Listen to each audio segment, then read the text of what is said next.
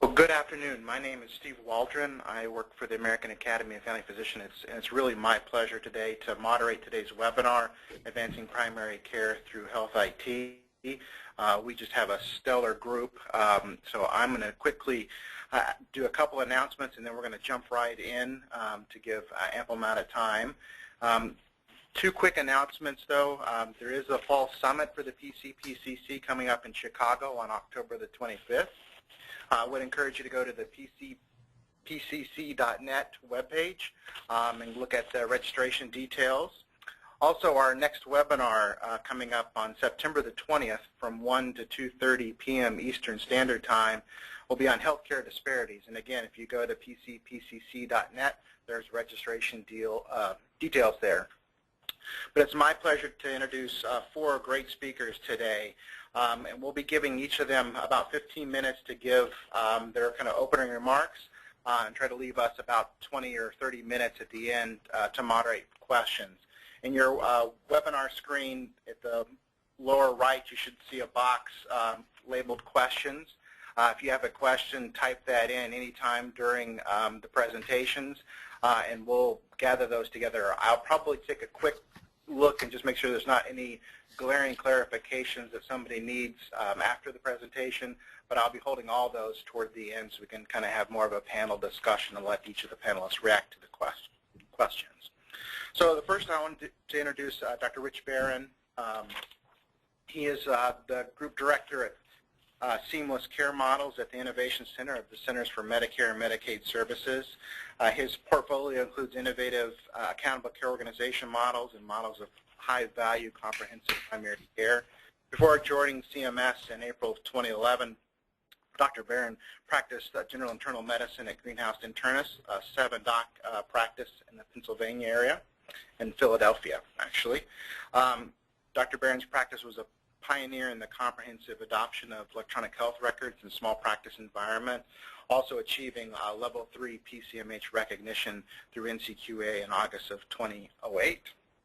Dr. Barron serves as Chief Medical Officer of Health Partners, a nonprofit Medicaid HMO from 1988 to 1996. He also was the architect of the Best Clinical and Administrative Practices program funded by Robert Wood Johnson Foundation and the Centers for Healthcare Strategies, working with medical leadership and Medicaid health plans around the country and learning collaboratives to improve the quality of care for their members. This program reached plans serving more than half the Medicaid managed care population in the U.S. He's also past chair of the American Board of Internal Medicine. So it's my pleasure to turn over to Dr. Barron. It is really great to be here this afternoon. Thanks for that introduction, and thanks to all of you out there for investing the time in learning about the role of health information technology in advancing primary care. I'll be talking today about an initiative that we have out of the Innovation Center called the Comprehensive Primary Care Initiative, and I'm going to tell you right up front the sort of 3 core messages that I want you to get from this talk. The first is that there is huge interest in the country in providing more support for primary care than is provided now. And people every day doing primary care don't always feel that, and often feel that they're underappreciated, undervalued, and not adequately supported. I can tell you that there is enormous national sentiment that we need stronger models of primary care in this country.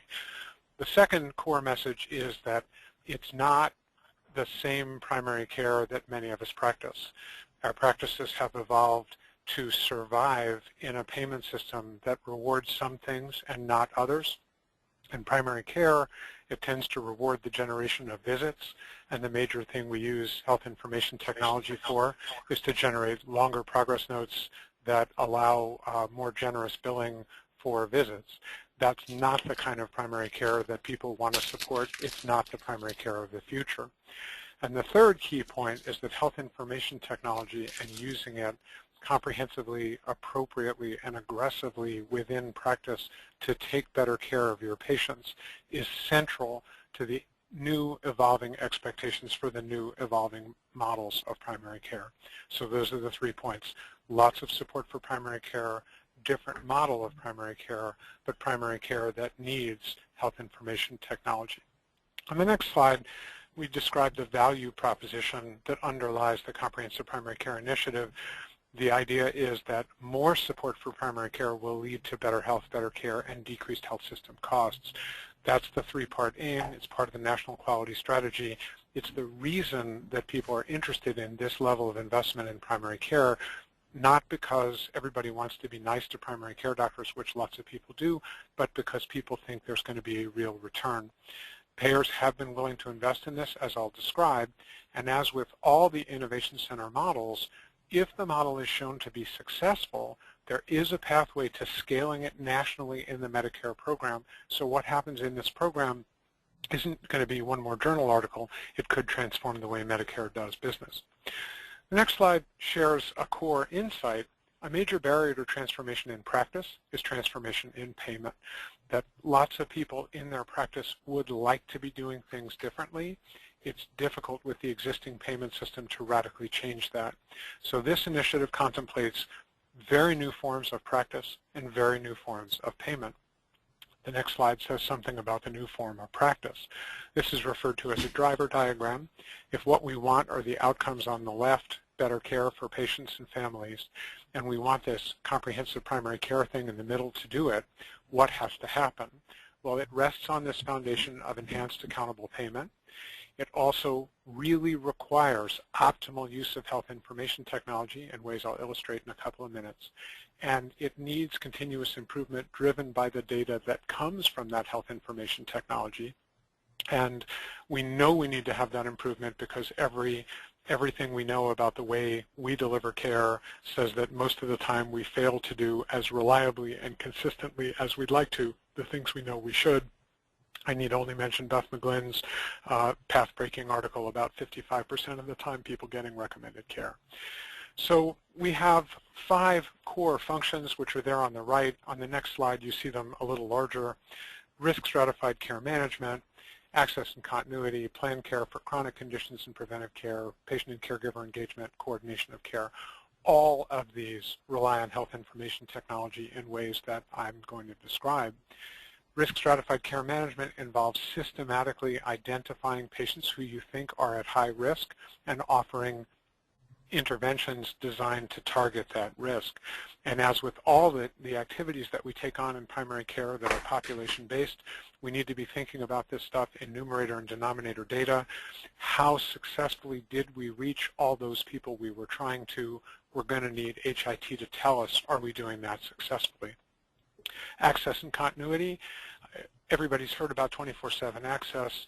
Those on the call who practice with electronic health records know the difference between getting a phone call at 10 o'clock at night at home about a patient that you haven't seen but your partner did yesterday, and that information is available to you in the electronic health record that you logged into remotely, and trying to fly by the seat of your pants without all the information you need to do the right thing. Practices in this initiative will be expected to have continuous access to information. You can only get that with consistent, comprehensive, prompt use of health information technology at the point of care. Planned care for chronic conditions and preventive care. This is thought of as registry management. We don't want to see freestanding registries. We want to see this kind of capacity integrated within electronic health records. Patient and caregiver engagement, ascertaining preferences, maybe using tools to help us know whether we're doing what people want. And then coordination of care, which is all about moving information around. Does everybody who sees the patient know what they need to know to render care to that patient responsibly and appropriately? Without health information technology, it's such a huge burden to be informing the next people in the line. With health information technology, the friction of that transaction is dramatically reduced. The next slide describes the payment model changes that we envision. Medicare fee-for-service remains in place, $20 per beneficiary per month care management fee to support this, and an opportunity for shared savings, because we're seeing very clearly that we believe that practices that are designed the way I will describe in this program will reduce the total cost of care. Primary care represents about 5% of the total health system spend. So if primary care could take even 2 percentage points out of the system and we were to split that half and half with primary care doctors, that 1% would be another 20% gross revenue in a primary care practice. So that's a powerful incentive, but the most important thing is that the message is sent to providers that these substantially increased resources you get under this program are meant to be invested in achieving all 3 parts of the 3-part aim. The next slide makes that second point about who else was interested in doing this. For the first time in the history of CMS, when we issued this proposal, the opportunity was to payers, not to practices. We went to payers and we showed them that driver diagram and we showed them our payment model, and we said, if you believe that paying differently, paying more for primary care is part of your success, the future that you could have achieving better outcomes at lower cost for the populations that you insure, make a proposal to CMS that you are interested in partnering with us and investing side by side. On the next slide, the payers were asked, each of them individually, to talk about how they would do their enhanced payment. They individually responded because there are laws, antitrust laws about coordinating purchasing and payment, so we maintained a competitive environment to keep this open. And each selected practice was going to have contracts with multiple payers. The way the initiative rolled out was we looked first at the payers. They told us how they would be prepared to support primary care and where. And then when payers had aligned proposals, we were able to find geographies where the preponderance of payers were willing to provide this kind of support, and that's where we launched. And so we expect that practices operating in those environments will get about 60% of their total revenue from participating payers. We're going to go through the next slides pretty quickly. These show you what the final markets were. These were the 7 regions, and that's the map where the initiative rolled out. These are the maps of where in those regions each of these initiatives are. These slides will be online later for those of you who want to study them, but these are, each blue dot is a practice. We have over 2,000 clinicians participating in this. And this is the list of payers. 44 payers in the United States, including major national payers, all the major national payers, Aetna, United, Cigna, they all joined this initiative because they all thought this could be part of their story. And as we go through the next few slides, you'll see the names of the other payers who participated. But the broad message, whether you're in one of these areas or you're not in one of these areas, is that the kind of primary care described in this initiative is a kind of primary care that payers want to support. But to get there, to this kind of primary care, we had 2 things. We had a set of eligibility criteria for practices to be selected, and we had a set of milestones to communicate to the practices where they needed to be in 1 year. Here's the practice eligibility. We did it at the site level because even within a group, different sites have different adoptions of technology, have different workflows, have different procedures. And they needed to have some minimum number of beneficiaries, and practices that were owned by health systems needed to attach a letter of commitment that the increased investment would be at the site of care. On the next slide, you see a graphic of what we used as selection criteria. And folks, it's pretty obvious here. Use of electronic health records was the major criterion. We looked for people who had already achieved meaningful use. And the reason was because we collectively believed that those practices would be in the best position to succeed in this program, that they had the infrastructure you needed. I'm going to quickly walk through some of the milestones in the program.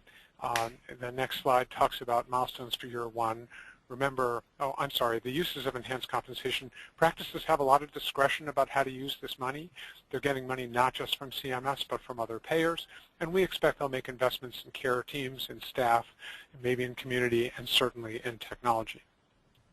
The milestones, which I'll talk about in the next few slides before turning it over to the next speaker, we wanted to be really clear with practices about what we expected at year 1. What's the journey we're taking together? Remember that all of these practices are going to get a substantial increased investment in their practice coming from multiple payers. This is not just money that you dump into the bank and at the end of the year you see whether there's some left and take it out if you can. This is money that actively people will be investing with the goal of achieving better health, better care, and lower total health system costs. And so we wanted to say, we're going to look at this, we're going to tell you this is where we're going, and we're going to have a learning collaborative to help people go there. The next slide talks about Milestone 2, providing care management for high-risk patients. And again, our goal here is an expectation that they will assign a global risk score or a set of indicators, could be patients with some diagnoses or patients on multiple medications, and to assess and track baseline metrics for how many people are assigned to risk categories and whether care management services are being provided. Everybody knows it's a small percentage of the patients that generate the largest percentage of the costs.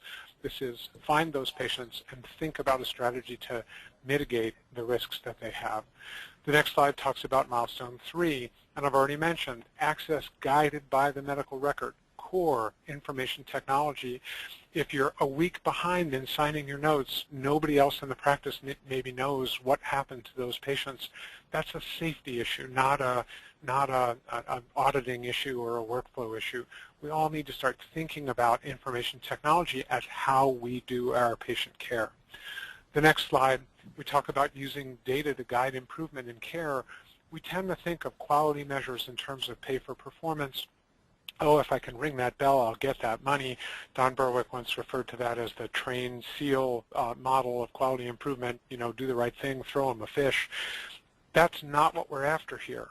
We're after practices that they themselves say, I go to work to be sure that my diabetics get good care, that their blood pressure is controlled, that their blood sugar is controlled, that their cholesterol is controlled. And across the work I do all day, every day, I need information technology to aggregate those activities and give me metrics on how I'm doing. Milestone 6, active engagement in care coordination. Again, how well are we, in numerator and denominator terms, sharing information back and forth with key people? Huge focus on transitions of care. We all know people, hospital readmissions, ER visits. These are places where we really can have an impact on care. Next slide, Milestone 7, improve shared decision-making capacity. I think all of you know that there are many tools available now that patients can access. Do I need a PSA? There are videos out there. There are ARC tools out there. We're hoping that people will identify a condition, decision, or test for the practice, and again, using panel-level data, numerator and denominator metrics. You just can't get to numerator-denominator metrics if you don't have an electronic health record to do the counting. And we want those measures not because the government has some nefarious goal of making people report quality measures, but because we want to work with clinicians who are trying to improve and do a more consistent, reliable job delivering the care that their patients need and that they themselves want to provide. Last slide just gives you the place to go for more information about the program. But again, in closing, what I would say is this program attracted a huge amount of interest from payers across the country, from business across the country, who were prepared to invest more in primary care that looked different than the primary care that is now. It's going to be on the primary care community to transform to be able to deliver that kind of care. Clearly, that's going to be about payment, but it's also going to be about strategic use of technology to support the high-value activities we do in primary care, not just how many elements did we get for a level 3 or a level 4 or a level 5. Thanks for your time and attention this afternoon. I'll stay on for the Q&A later on and turn it over to my co-presenters. Thanks, Dr. Barron. Great job, lining up the payment and the value changes that are happening and the desire for HIT, and which I think sets up our next speaker talking about some of the assistance required to get that technology in. Matt Kendall is currently the director of the Office of Provider Adoption Support and the Office of the National Coordinator. His office is responsible for running the Regional Extension Center Cooperative Grant Program and the Health Information Technology Research Center and the Workforce Community College Cooperative Agreement Programs. Prior to working at ONC, Matt was the Director of Operations for the New Jersey City Department of Health and Mental Hygiene's Primary Care Information Project. This project helped primary care providers in medically underserved communities adopt electronic health record systems. Matt has also served as a executive director at Indian Health Center of Santa Clara Valley, a federally qualified health center in San Jose, California. Welcome, Matt. Thanks. Thank you so much for the introduction, and it is so great to be on such an amazing panel. I think, my slides really do fit in well with what Rich just talked about, and a lot of what we're going to be talking about is how to use meaningful use to help move people forward in taking full advantage of all the wonderful programs such as those mentioned by Rich, and also to highlight the fact that it is happening and that there is this transformation occurring across the country, and that there is still a lot of resources and support out there for people who are interested in doing this, but we view that meaningful use is a big driver for this. So again, I'm with the Office of the National Coordinator for Health IT, and my job is really to help think about how we can get all providers to use electronic health records in a meaningful way. And the impetus for this work really started as part of HITECH, which is passed with ARA, and it really looked to see how we could, in a very short amount of time, really prime the pump and get support out to all providers so they can make this transformation occur. And basically, the guide we're really using is meaningful use. And as people know, there's meaningful use. It comes in a bunch of different stages. We just recently announced stage 2. But the goal of meaningful use really is to, and there will be a stage 3. It's really designed to take advantage of all the benefits that IT can give you and really move people forward. So the idea here is not just checking boxes, but it's really getting the information into the hands of providers to allow them to do what they've been doing for a long time, but to do it better.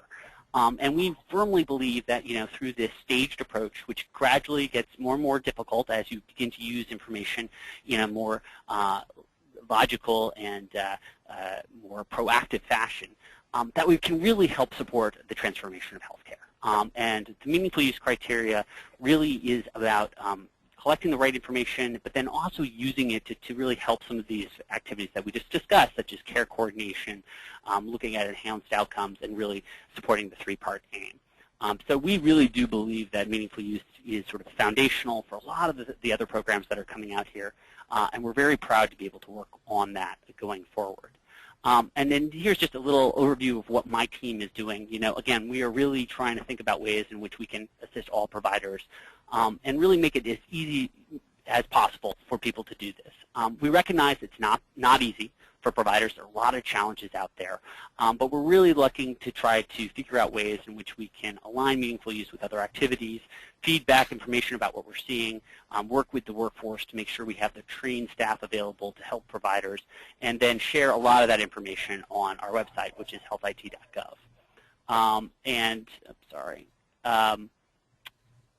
One of the primary mechanisms that we're using to try to help providers, especially primary care providers, is our Regional Extension Center program.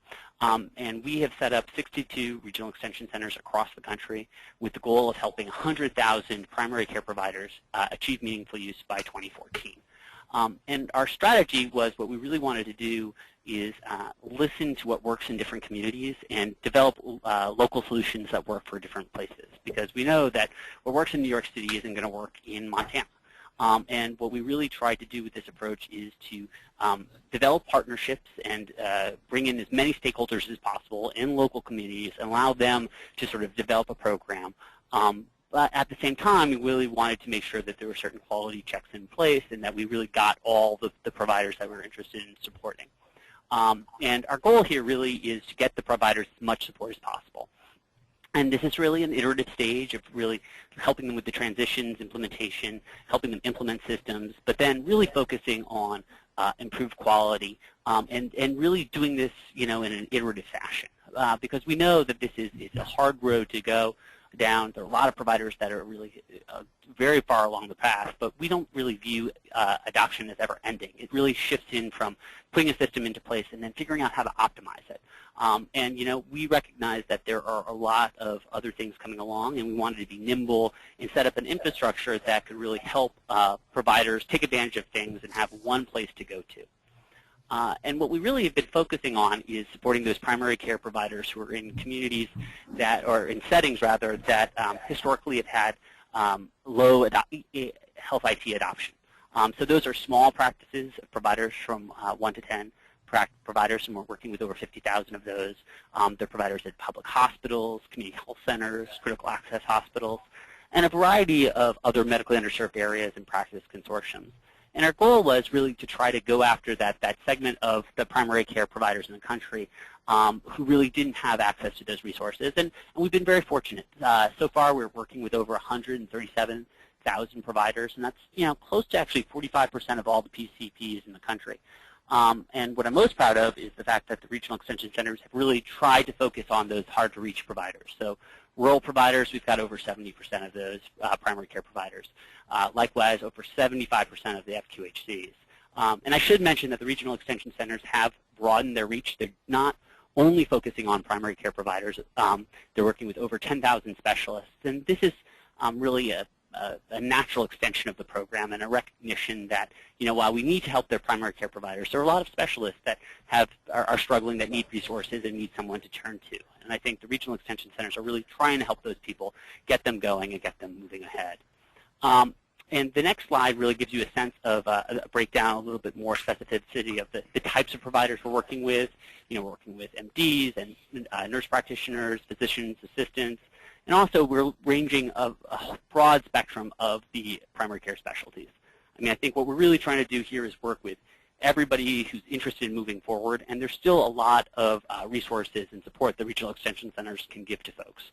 So if people want to learn about these regional extension centers, you can certainly go to the ONC website and link to the different programs, and there'll be more contact information about that at the end of my presentation. The other thing I wanted to just illustrate is we understand that things happen in waves. So this is sort of an outline of where we're doing. The milestones for our program are different from the ones that Rich gave you. Our milestone 1 was just enrollment. Our milestone 2 is going live on an EHR that has e-prescribing quality measures. So we got about 92,000 of our primary care providers are there right now. And then milestone 3 for us is getting to meaningful use. And we're getting there. We're beginning to build up to getting folks to meaningful use.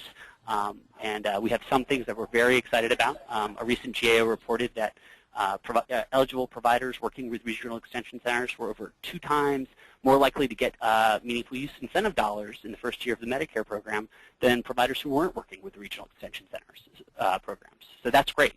Another thing that we're very excited about is that 48% of all providers that have gotten AIU payments are working with RECs.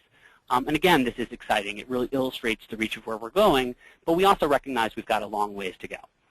And one of the public service announcements I really want to emphasize is that especially for Medicare providers who are working to try to get the full meaningful use value, it's really important that people begin their 90-day reporting period this year, no later than October 3rd if you want to get full dollars. So we are really working with our extension centers to get the word out, but if people on the call can also help amplify that, that's important because we want to make sure that everyone gets all the resources they possibly can, and this is something that's a big priority for us.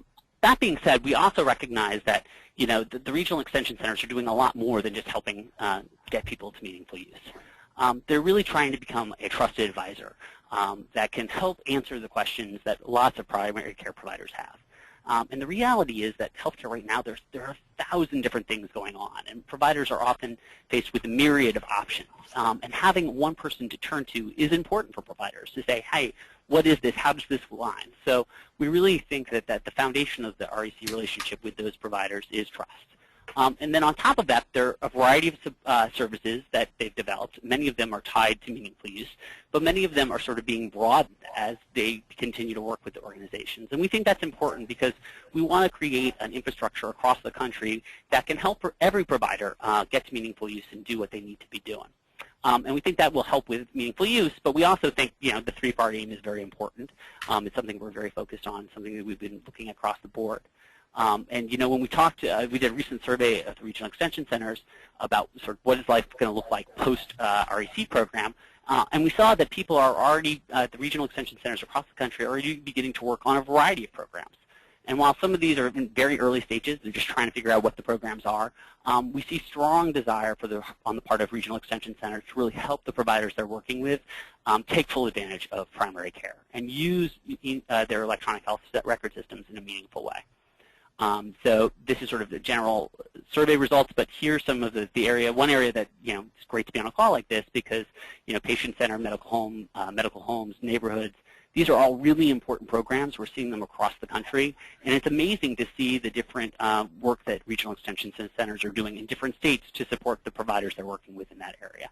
And we're very fortunate here at ONC to have such strong partnerships with CMS and to be able to see sort of firsthand all the great work that they're doing, and be able to also think about how we can leverage those programs, get the providers working with the regional extension centers linked into the right services.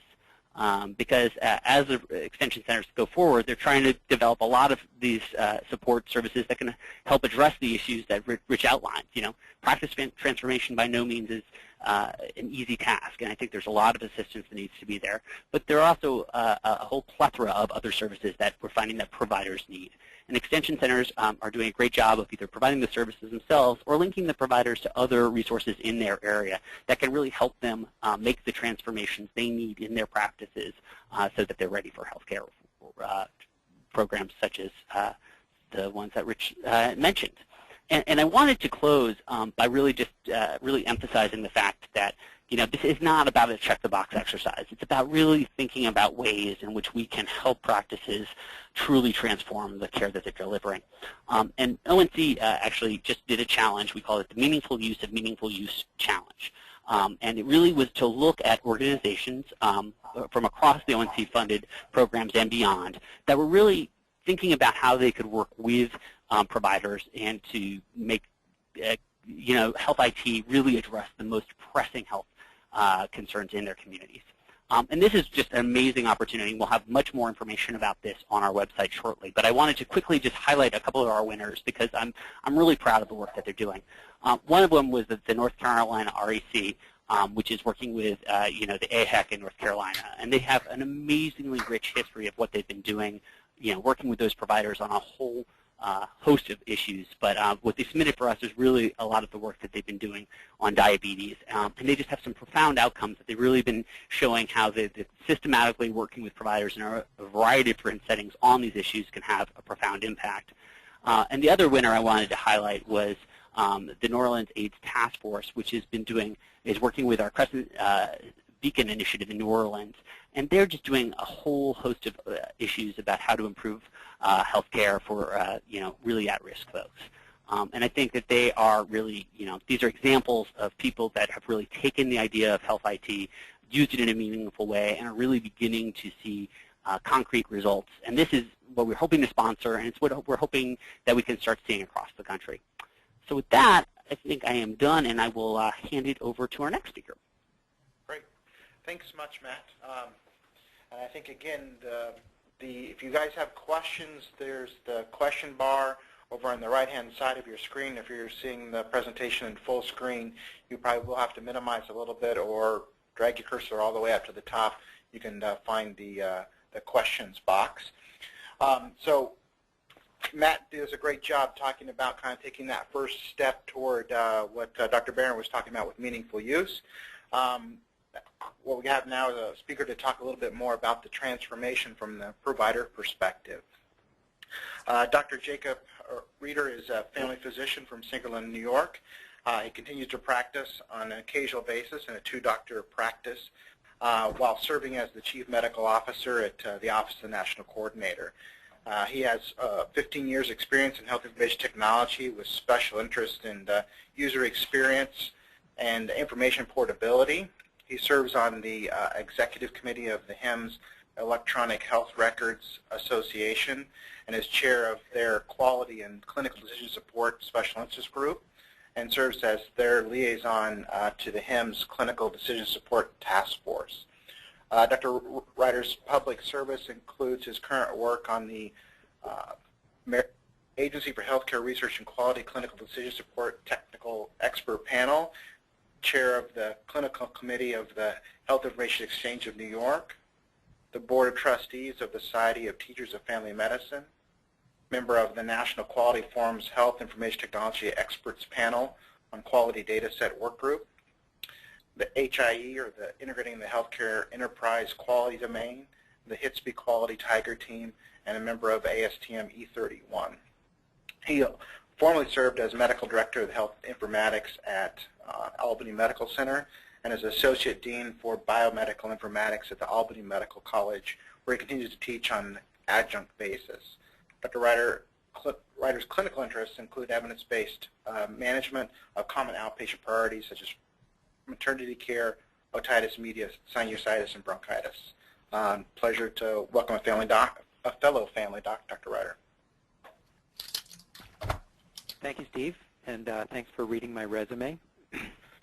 I'm gonna take a little bit of a different twist on the same stuff that Matt and Rich were talking about, and describe for you some of what we at the Office of the National Coordinator are doing from a clinical perspective, and some of our focus and the focus of my team is on where the puck will be, not necessarily where it is today, although I'll talk some about where it is today.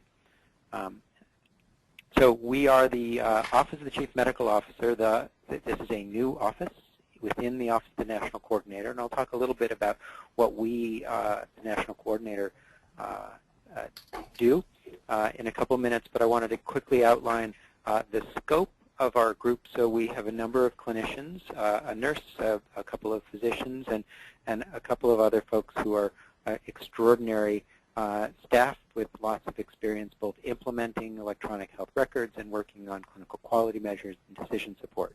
So it's a great team, and you see our scope on the screen here. We work on HIT usability, and if anyone's used an electronic health record, they know that we have not yet reached the pinnacle of user experience as some of the consumer electronics that our teenagers are asking us to buy for them have reached.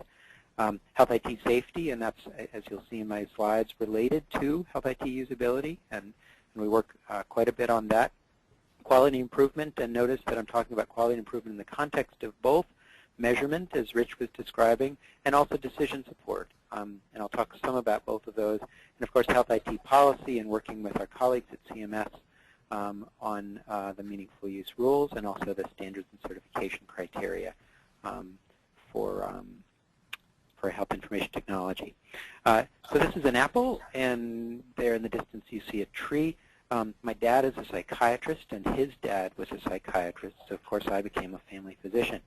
And so most of what we work on, of course, is, as many of you know, the majority of what we work on is psychosocial issues, because if our patients don't motivate themselves to be healthy and get better, the work that we do in prescribing azithromycin for runny nose isn't going to do them any good. So focusing on the needs of others is something that we primary care physicians do. I think that's what we as ONC are also trying to do. I started my career, this wasn't on the resume, sorry Steve, as a sailing instructor, and I taught kids how to sail. And that was, obviously during my teenage years, but what I learned and what I taught was that sometimes to get from here to there, it's not always a straight line.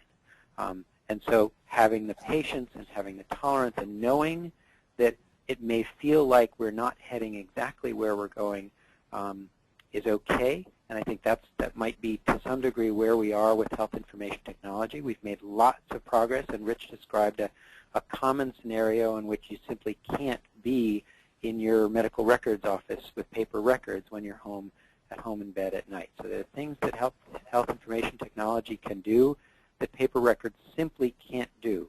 Clinical research might be another one. There are some areas where health information technology obviously may have opportunities to improve, and I think I'm going to talk about some of those things. Matt has talked about how our regional extension centers are helping folks make the transition. I think that's really important for us to understand some of the pebbles in the shoes of the healthcare providers as we move forward. It's a frustrating time. Sometimes workflow has to change. And when we think about how we deal with challenging opportunities or challenges, I always try and share a little bit of something I've read recently. So this physician named Don Miguel Ruiz, who wrote a wonderful book called The Four Agreements. So take a look at this if you have a chance. Be impeccable with your word. Don't take things personally. Don't make assumptions, and always do your best. We certainly try and do that here, and I know that these are 4 components of what we family physicians do. So I don't see, one can think about the work that we do as a metaphor for driving a car. And so if one is meaningfully using a car, as this teenager is doing here, then there's certain things that one has to do, right? We have to make a left turn, we have to be able to turn on the headlights, and so on and so forth. And so if you think of the meaningful use program using that kind of a metaphor, which is, I know, a little bit oversimplified, there's certain things that are expected of a healthcare provider if one does them. And of course, the car needs to function in a certain way. And so what we do at ONC is we have the certification program. And so if you purchase a certified electronic health record, you can be assured that it will have all of the functionality that is expected of you to meaningfully use it. And so when CMS says, well, it needs to turn left, we'll say, okay, well, then it needs a steering wheel that will cause it to go left. It needs a third brake light, because that's a requirement, will cause it to be so. And so in most cases, the certification requirements map very closely to the requirements of the meaningful use program. In some cases, the certification requirements may go beyond the expectations of the meaningful use program. So usability is an area in which, for stage 2, we had some expectations, and we expressed these in our recent final rule on certification, where we said, well, you know what, we're hearing from healthcare providers, and we are observing that the usability of these products is a little bit less than what we would like it to be. And so how can we improve the usability of the products and express to the health IT vendors that the user experience needs to be improved, the products are more aligned with the workflow of the practices, and we're not making docs just click lots of boxes or click too many times to achieve things that in the paper world they actually might have been able to do more quickly. So this is the what we call the chapel. This is the list of certified electronic health records. So all of the electronic health record products that have been certified are available on this website for you to validate that they've been certified. When we talk about usability, and in fact I was talking with some physicians this morning, and one doc said to me, you know, my EHR isn't usable. And I listened to him, I heard his concerns, and I would agree that many products are less usable than they should be, but I would argue that usability is really on a continuum from less to more, and it's a continuum of user experience rather than just usability. So if you look at the triangle in the center of this slide and just focus on that, you can see that there's a continuum of functionality. And so if we start at functional, this would be something does what it was intended to do. But it may not do it every time. If it does it every time, then it's reliable. Beyond reliability is it's usable. It anticipates my needs. It can be used without difficulty. If something's even better than that, it can be convenient, and then maybe even pleasurable, and of course, the pinnacle of this would be meaningful. And so some examples of that might be a functional car. Now these cars, this is of course the Model T, these things came with a toolkit because they were not reliable. They broke down every time. Beyond functionality, we might have something like this, which is reliable, although it's not all that convenient. So beyond convenience, we might have an example of something that was convenient and easier to use. And here we've got even more convenience, and it's more portable. It goes where we want it to. And here's something that might be pleasurable, and this is what, of course, all of our teenagers are asking us for. So if we think about where electronic health records are along this spectrum, I would argue that we're probably migrating from the domain of reliability into and including, in some cases, the domain of usability. But I don't think we've quite gotten to this place yet, and there are a lot of reasons for that. These products are slow to develop, and the vendors, in some cases, are taking old products and they're sort of retrofitting them so that they can meet the requirements of both meaningful use and, of course, by the market. more important, and of course very tightly linked to usability, is safety. And so this little fellow, of course, is quite safe. I didn't hear you all laughing, but I hope you get a little kick out of this. My point here is that it's really important, and if you remember just this dog, you remember that we talked about safety on this discussion.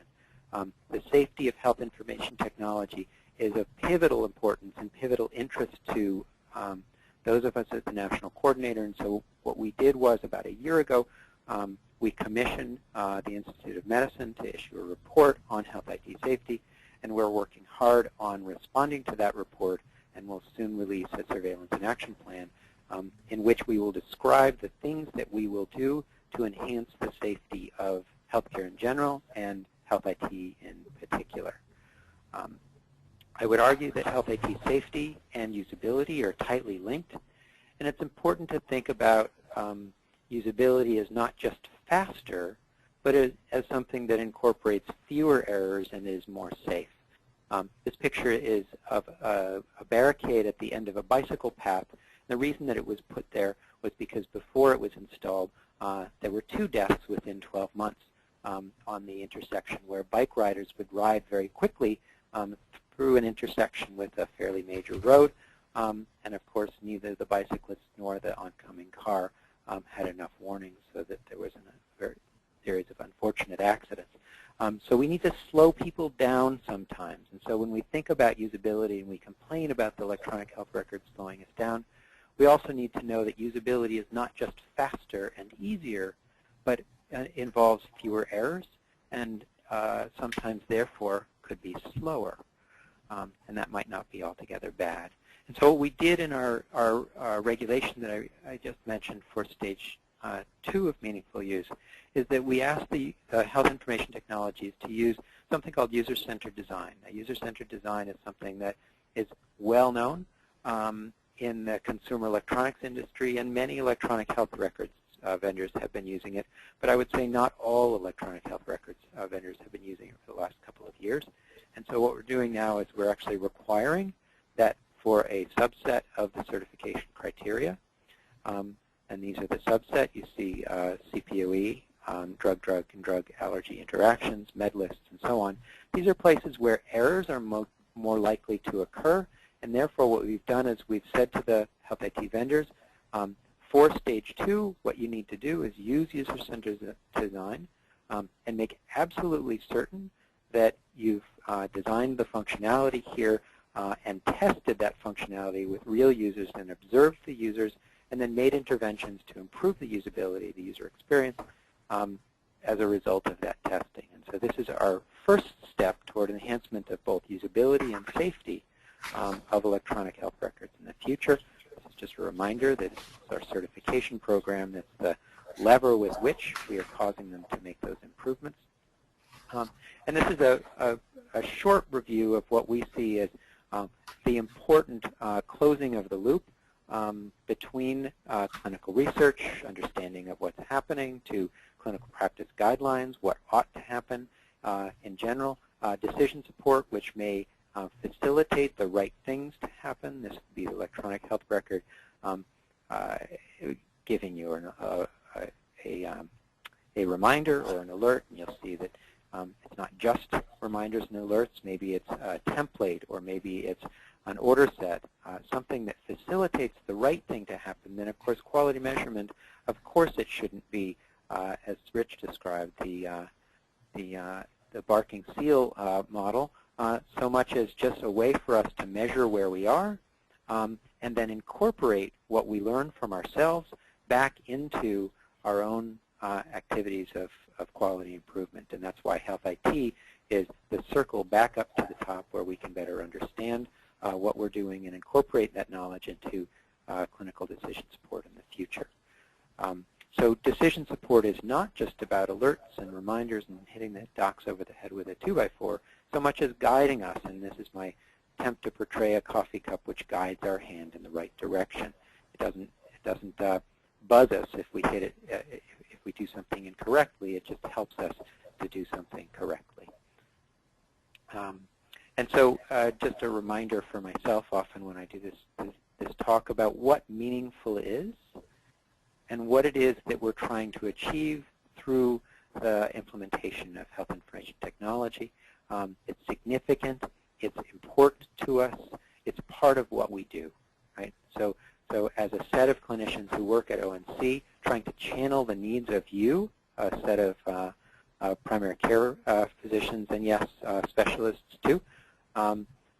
Right now we're focused on what the future will look like for you, how the usability of your products will be better, how the safety of the products will be better, how you can incorporate these tools into quality improvement programs that, as Rich described, are things that you are passionate, not about checking the box and getting some extra compensation for something. And how does this align with the Health IT Policy Initiative in other parts of federal programs? And how does that get us toward the triple aim that both Rich and Matt described? So it's about healthier people and happier people, and obviously healthier, happier physicians as well. So thanks for your time, and I'll pass it back to Steve, and we'll do questions. Thanks, Jacob. So our fourth speaker today is Joanna Chanin. She is a registered nurse and director of product development of NCQA and led the development and implementation of NCQA's Patient-Centered Medical Home 2011 standards.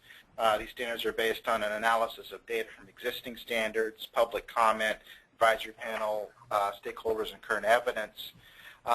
She's both the internal and external resource on medical home standards and other new revised physician evaluation programs there at NCQA. In addition, she has been a member of the small team that gives large national workshops on how to meet NCQA's medical home standards. Her current work involves assessing potential programs to support and advance the medical home. She is currently working with a team and an advisory committee to build evaluation standards for specialty practices. Her background as a registered nurse and clinical nurse specialist and healthcare researcher at the University of Michigan School of Public Health, provide her with a comprehensive understanding of the challenges and measurement issues associated with clinicians and practice evaluations. Welcome, Joanne. Thank you. Thank you for letting me share this presentation today, and I really enjoyed the presentations by my co-presenters. So my goal today is to review, to talk about how the alignment between the standards that NCQA has developed in our Patient-Centered Medical Home 2011 product with Health IT Meaningful Use. We made a conscious decision with our advisory committee to embed the Stage 1 meaningful use requirements into the standards. So I'll talk a little bit about that. Okay, now if I can just advance the slide. There we go. I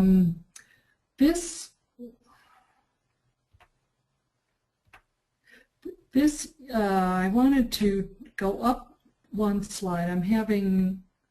I guess I'm technically challenged here. NCQA's mission is to improve the quality of healthcare, and we use measurement, transparency, and accountability to accomplish this mission. And the Patient-Centered Medical Home 2011 standards are one of the products that we use to accomplish our mission. The next slide shows the number of practices and the states that have been, so there's a map that shows this, the states and the sites that have been recognized through our program. And so it's almost 4,800 sites and 22,500 plus individual clinicians. And there you can see that we've covered the country with the exception of North and South Dakota. So we're still working on that. The next slide shows just an overall view of the standards themselves. So the grid shows the standards themselves. So if we can go back, okay. So it shows the items, the standards that were deemed by our advisors to be the most important in identifying what a medical home is. And you can see that some are bolded, so access during office hours, access for patients, using data for population management are, in our lexicon, must-pass elements. So those were identified by our advisory committee as being the building blocks of a patient-centered medical home. Support for the self-care process and tracking referrals and following up. And then last, implementing continuous quality improvement. And those 6 items really are the building blocks and sort of instrumental when we advise practices about where to begin. We suggest that they begin there. The next slide is we embedded meaningful use technology intentionally in the standards. Primary care is really information intensive, and it's something, as the previous speakers have talked about, HIT helps practices do their jobs more efficiently, better, with greater patient safety and patient satisfaction. And we wanted to reinforce the incentives that are used, that are available for the implementation of HIT. So we embedded this language. We tried to match it as best we could, not with the idea that practices would have to meet the meaningful use requirements, but that there would be good synergy between meeting our patient-centered medical home standards and meeting the meaningful use requirements, so that one would prepare them for the other. Next, please. We developed a one-page handout. It's a graphic that shows the powerful synergy between patient-centered medical home, our standards, and meaningful use requirements.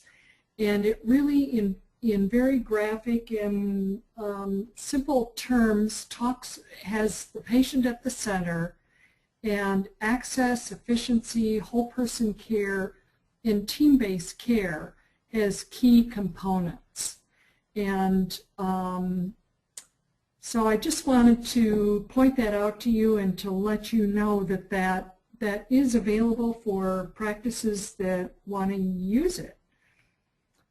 Okay, next slide.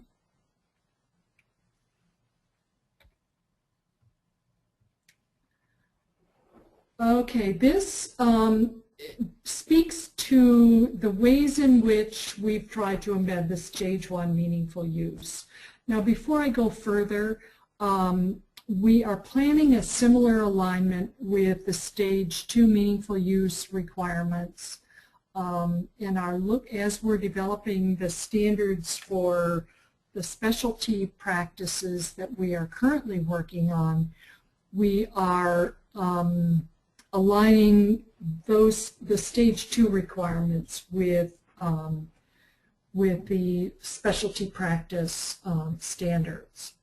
So we've embedded electronic prescribing, the drug formulary, the formulary drug allergy checks, and all of the other items that are listed here into the standards themselves. Okay? And I will not read each one of these slides, but I wanted to show you how we feel the alignment works, so that in Standard 1 with access and continuity, that addresses the issue of patient access.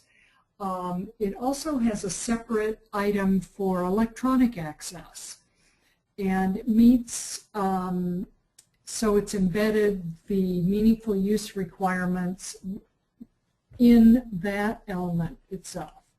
So providing health information, a clinical summary of the visit, and access to health information. Okay.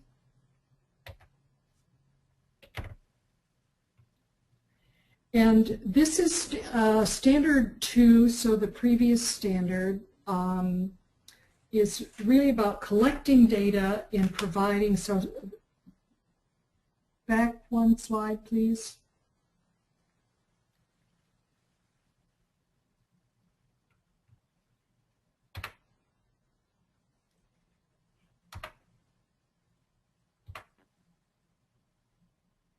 Okay.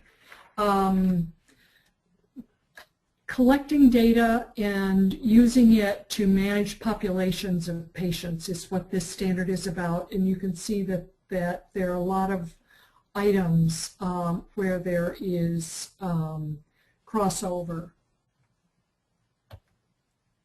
And the next slide is planning and managing care. So it's providing care management to patients with chronic conditions and those that are identified as important in the practice population. And it's offering the point of care reminders and reconciling medications and e-prescribing. And it's in good synchrony with the meaningful use requirements. And then in Standard 4, self-care management, educational tools that are identified and provided electronically, and we intentionally align that with the meaningful use criteria. The next slide looks at tracking and coordinating care and ordering and retrieving and incorporating into patient records labs and imaging results. The e-electronic exchange and summary of care were things that we felt fit best within this standard. And then last, Standard 6 looks at data. Using data, collecting data, and using data for continuous quality improvement. And our advisors underscored the continuous quality improvement aspect of this, reporting data to CMS, immunization registries, and public health agencies. So it's not only the collection and using it for continuous quality improvement, but reporting the data publicly.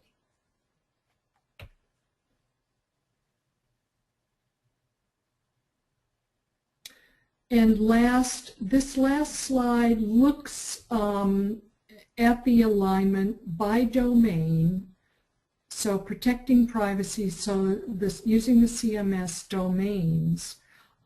Items that are meaningful use only. Now this is looking at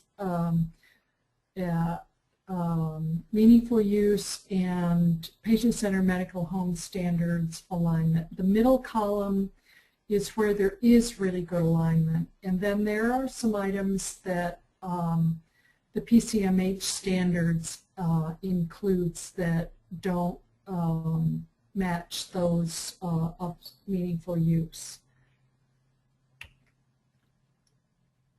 And I believe that's it for me. So it looks like we've got plenty of time for questions, and I would be very happy to answer questions. And I turn it back to the organizers. Thanks, Joanne. So this is Steve Waldron. Again, if you have questions, there's the questions panel on the right of your GoToWebinar panel there and go ahead and type them in. We do have a couple here, so I will quickly start going through some of them. Dr. Barron, the first couple are directed your way.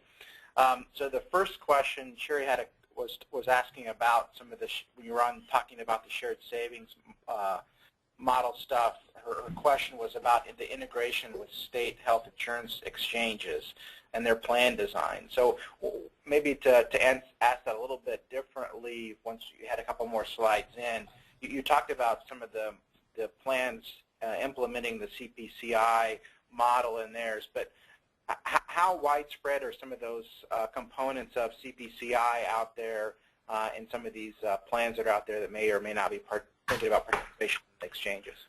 Yeah, that's a great question, and the plans needed to make their bids basically in the winter or spring of this year, of 2012, for populations on behalf of whom they could make commitments. Obviously, they were not in a position to do that for any exchange-related products or businesses. So I think that effectively, in terms of picking the markets, the exchanges were not a factor and haven't been a factor in the early alignment of payers and populations and practices. On the other hand, we expect that in various markets, payers may seek to join the initiative, and we're in the process, the team's in process of creating a pathway for people to be able to do that. So the exchanges would come in that way were they to come in. Okay, great. Another question to you, and then I'm going to go to Matt with kind of the same question. So there was a question on patient satisfaction scores as part of quality measures for the CPCi, and the follow-up to that is, have you defined what quality measures you're going to be using for the CPCi initiative?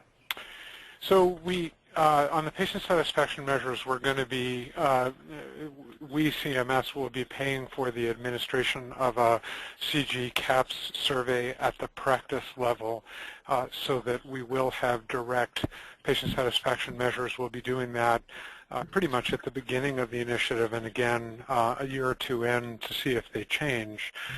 With respect to the quality measures, we have been working on a preliminary list, which is a subset of the quality measures that are in the shared savings program. The core commitment, again, returning to the theme of this, is that unlike other programs, the quality measures that we're going to be looking for will be reported directly from the clinician EHR across all patients and all payers. So if you think about the usual HEDIS metrics, a practice gets a list from this payer or that payer of all these people who have this diagnosis or that diagnosis according to the payer's claims, and the payer says, you know, tell us if they've had X service or what lab result Y was. And we're really taking the next step, as our colleagues at ONC are in Meaningful Use 2, of the expectation that the reports will come from clinician electronic health records and will be on all patients in the practice. That list is in the process of government clearance now and will be released. But there's nothing very surprising on it. It's got all the standard quality measures you would expect in an ambulatory program. Great, thanks. So Matt, I understand that ONC is not responsible for the meaningful use quality measures, so let me ask a little bit different on the patient satisfaction. I thought I saw where some of the RECs were assisting the docs with putting together some resources there. Is there things in the HITRIC and some of the RECs talking with docs about patient satisfaction scoring? Yeah, I mean, I think that's one of the things that the RECs are really looking to do is to assist providers with that. I think there's a real recognition that patient satisfaction is essential for these practices, especially when they're going through these transitions. And so a number of the RECs are piloting different approaches for doing that, and we're beginning to share some of those tools and approaches, and hopefully we will be identifying some best practices and putting that on our website at healthit.gov. Sure, great. And another one to Matt. The specific question was when you were talking about the 100,000 primary care providers that have registered, the question was how many have patient portals. but I do know that there is some data out there in the public use file about which measures are being deferred and done. Could you maybe talk a little bit about if somebody wanted to know which parts of meaningful use docs were using and not using? Is there a place they can go? Well, certainly. I think you referenced that our colleagues at CMS released a public use file that really does illustrate sort of some of the trends of what people are using, what measures, and the patient engagement measures are there. In terms of the folks that are using patient portals, I mean, I think that to get to meaningful use, you have to have a certified system.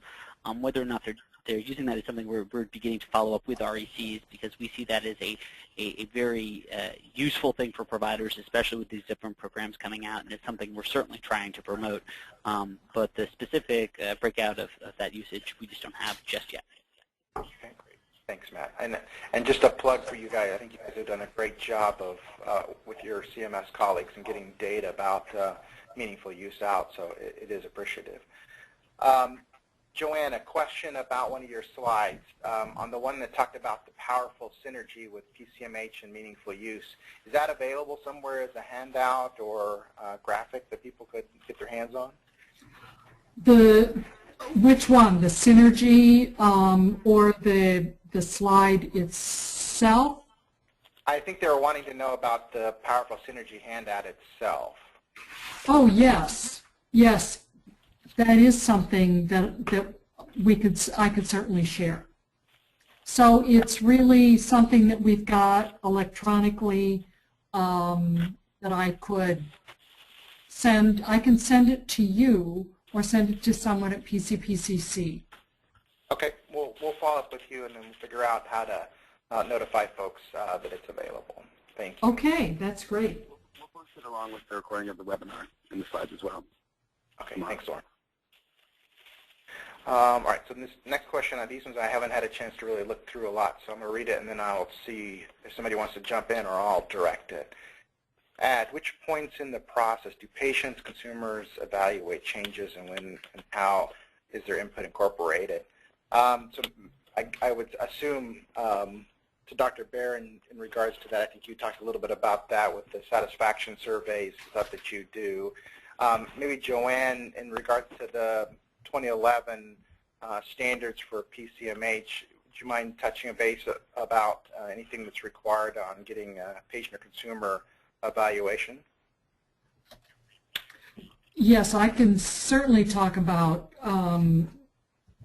that. We, in our Standard 6, we do have a requirement for practices to evaluate patient experience. We also ask practices to identify certain categories of questions, so having to do with access, for one thing. And there is an option for them to use the PCMH CAP survey, but we don't require it. They will get additional points if they use it, but don't require it. And then we ask them to, in another element, we ask them to look at clinical measures and patient experience measures and use them for continuous quality improvement. Great, thank you. Jacob, I have a question here directed to ONC. If it's kind of health-related, being active CMO, I'll direct it to you. What is the intent of the ONC regarding expanding EHRs to specialty behavioral health providers? So I guess we'll try to be a little bit more specific around certification and meaningful use. Kind of what's been the discussion, or has there been discussion relative to specialty behavioral health providers? So that's actually a scope question, Steve. So I'll answer it in two ways. The scope of ONC is actually beyond meaningful use, right? So there was an ONC before there was a meaningful use program, and if there ever ceases to be a meaningful use program, there won't cease to be, most likely. We can never predict the future too well. an ONC. So we've been here, we were here before and we will be here after. And so our interests in assisting behavioral health providers in understanding, obtaining, implementing, even meaningfully using health information technology is there, and we have that interest, and in fact we have worked with behavioral health providers, we've worked with long-term care facilities to best understand their needs and best understand the barriers to their adoption of health information technology.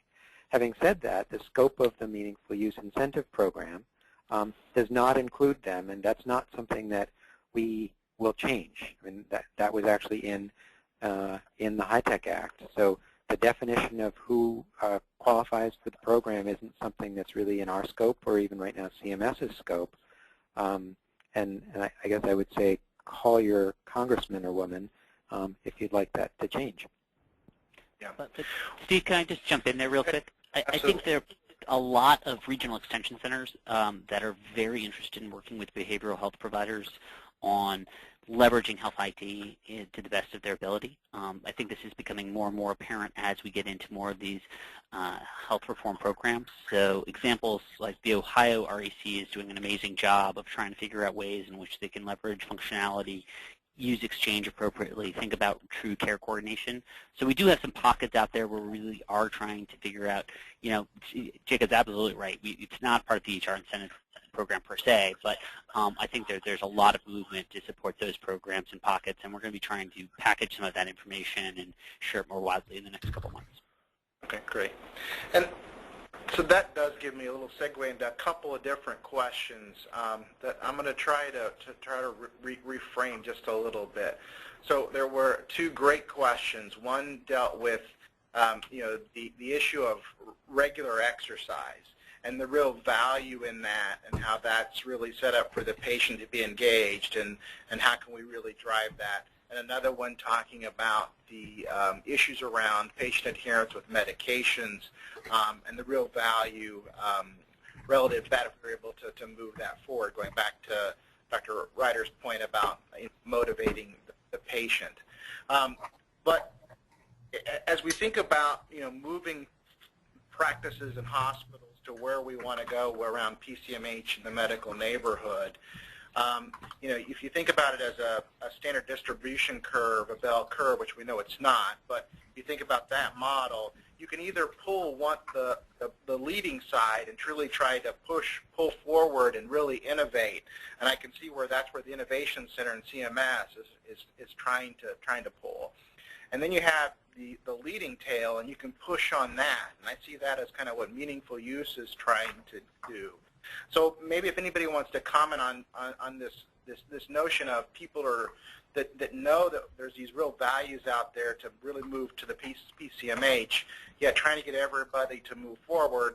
You know, we can't be so far out in the Meaningful Use, yet with the innovation stuff we can be. So I guess I'm not doing a great job of pulling this together, but I see that as an issue in some of these comments. So what do you think relative to, you know, is that interpretation of the Innovation Center being the part that's trying to pull things forward, and the Meaningful Use pushing things forward from behind? Does that make sense, or do you guys think that's inappropriate or wrong? Well, this is Richard Barron. I'll take it quickly from the Innovation Center perspective. I think, you know, at the end of the day, when we are purchasing health services in a payment system, we're specifying something that we say we're going to pay for. So in the case of a level 4 visit, we have a definition out there about what a level 4 visit is. In the case of a right knee MRI, we have a specification about what a right knee or MRI is. And the questioner in asking about things like exercise or a whole variety of things that have not been captured well as clinical data, partly that's because we've spent a lot more time as clinicians being willing to structure data relating to financial transactions and be sure that our bills fit all sorts of elaborate formats. We haven't been as attentive in thinking about the way our clinical assessments might fit in certain kinds of frameworks. And we're definitely interested in exploring whether we can start using clinical assessments that get recorded in the same structured and disciplined way And those can be patient experience assessments, those can be patient activity assessments, those can be goal setting, those can be tools that have been out there for a while like the PHQ-9 or the SF-36. That these are all things that tell us more about what's happening to patients but have been underutilized in practice. Trying to incorporate the use of those tools into new payment systems is very much something we think about at the Innovation Center. Nice save. The next question is, go ahead, somebody else had a comment about that? All right, the next question is a little more specific. How is health IT being used to evaluate nurse care managers and care coordination in the PCMH medical homes? Joanna, do you want to talk anything about kind of the care coordination and some of the NCQA standard stuff?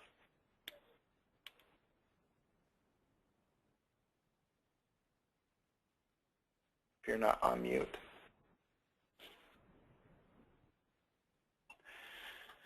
Okay. Let's go to the next question then. This one looks like it's directed to Dr. Reeder. So what are some of the biggest, to adopt a phrase from you, pebbles in the shoe of providers as health IT continues to evolve and move forward? In other words, looking toward the future, what are some of the issues that remain to be addressed? So what's the next set of things on our roadmap that we need to deal with, I guess, is another way to say it as well. Oh my. So obviously, and I would almost turn it back on the audience, right? So one of the key things that we want to do, and in fact my group tries to do as much as possible, working closely with Matt's group, is put our ears to the ground. So I'll share this answer with Matt because his group actually is the one whose ears are out to the ground, right? They're doing the reconnaissance, and you know, I'll interact with folks when I go to meetings or when I'm in practice myself and make observations. But the key is that we be, I hate to say it, user-centered, right? This isn't about staying in our concrete buildings in Washington, D.C. And dreaming up the next program. It's listening to the user community and saying, okay, what are the pebbles in your shoes? What are the things that you think are most important? So the work that we talked about just now, safety, usability, clinical decision support, clinical quality measures, all of those things are things that we have been told by healthcare providers that align with the policies that we're making. I think I would emphasize clinical quality measures and clinical decision support as two pieces that are pretty early in their gestation. And so we're going to be focusing a lot on those two, especially as we move toward, as Rich described, different payment models where folks are going to be doing stuff for the right reasons rather than just to get paid more. So Matt, I'm going to pass to you and see if you can describe some of the other things that you found or your team has found out on the front lines. Thanks, Jacob. I mean, I think one of the things that we've been doing with the regional extension centers is trying to look at the challenges that practices face as they implement EHRs and work towards achieving meaningful use. And we've been very successful. We've gotten over 9,000 practices to submit data on sort of the most pressing challenges. And I think a lot of the things that Jacob mentioned are right up there. You know, quality measures, meeting the different specific meaningful use criteria. But we also see some challenges on selecting vendors. You know, how do you train your staff? How do you develop a project plan? Things along those lines. And I think one of the things that we're trying to do right now is to be transparent about what we're seeing and then identifying best practices to address those challenges and posting those on healthit.gov. So over the next couple of months, you're going to see more and more of this sort of data-driven, this is what we're seeing, these are some tools or approaches, but we are constantly trying to hear from providers. And I think it is great to have calls like this because we want to hear from people about the challenges that they're facing. We're actually working right now with our colleagues at CMS to come up with a taxonomy on how to just even identify challenges so we can make sure that we're all talking the same language. And we hope that by using these types of tools, we'll be able to sort of take different feedback from different providers in different settings and begin to identify best practices for how we can help them all get to meaningful use as quickly as we can. All right. Well, thank you much.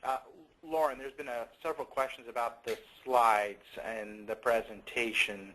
I know they're going to be available, but I don't remember exactly how.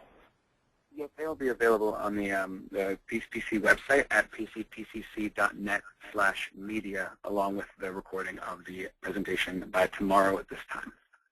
Great. Thank you, Lauren. And thanks to our speakers. I think you guys did a great job today.